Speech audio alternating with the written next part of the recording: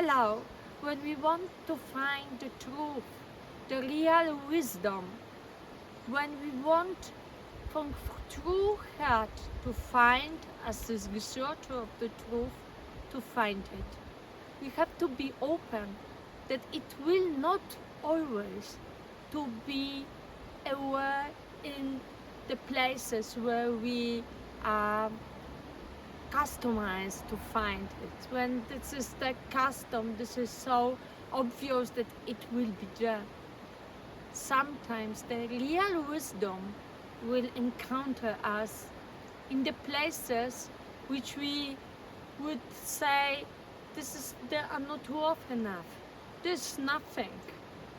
This is of no use on the first sight. But there will be some intuition in us which will say, no, please look, there is something which you can really important for your way in the search for truth. And I think this is the case with the three researcher, wisdom men searching for wisdom. They are departing for the long way, which was one day done by the king of Saba, the queen of Saba, who was searching also a child of David, also close to this very place. But she was searching for an adult man, Solomon, the first son of David. Now we have Jesus, the son of David, but he is a small, newborn child. The three kings cannot expect to listen to him, to gain this wisdom. But they are going in this way, even if they know that this will be the newborn, because they are more open, they are new.